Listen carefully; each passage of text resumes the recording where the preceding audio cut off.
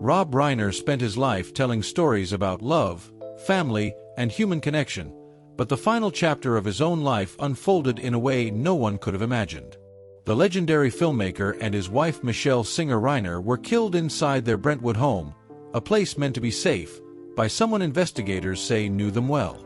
What makes the case even more disturbing is that warning signs may have been visible long before everything collapsed.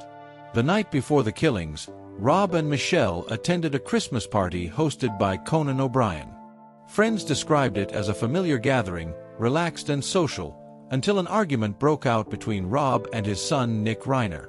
Witnesses said the confrontation was loud and tense, drawing attention from nearby guests. Nick's behavior alarmed several people in the room, with one guest later saying it freaked everyone out. Rob did not ignore the situation. He faced it directly, with Michelle staying close by his side.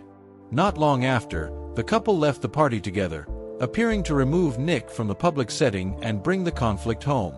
Despite the tension, Rob later spoke on the phone with Eric Idle about future work, including discussions around Spinal Tap 2. According to Idle, Rob sounded focused and forward-looking, not distressed.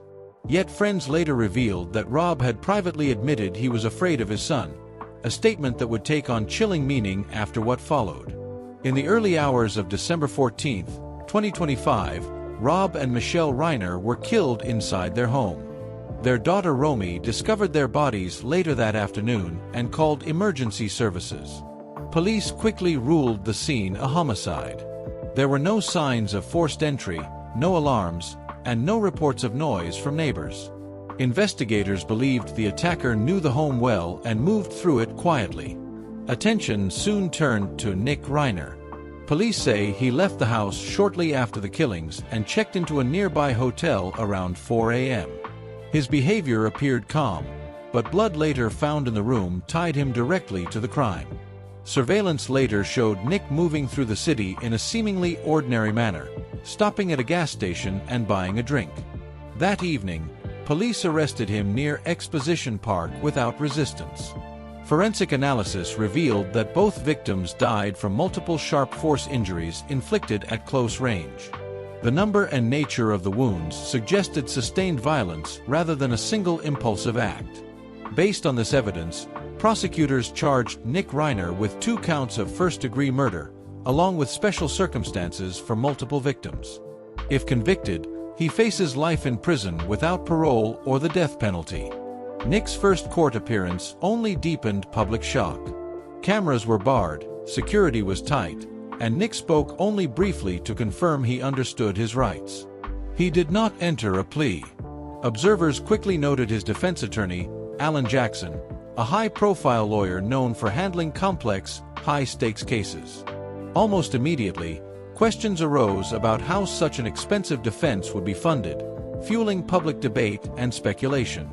As the legal case moves forward, past statements from Nick have resurfaced.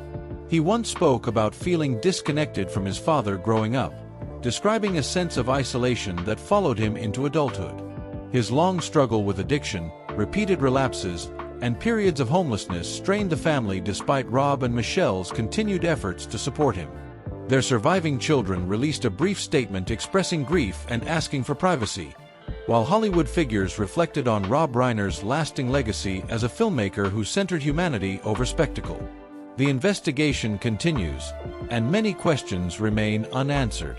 What truly happened inside that house, and how much of this tragedy was shaped by years of unresolved pain? Share your thoughts in the comments. Do you believe the evidence tells the full story, or is there more still to be revealed? For more deep dive stories like this, subscribe to Hollywood Bulletin and press the bell icon so you never miss an update.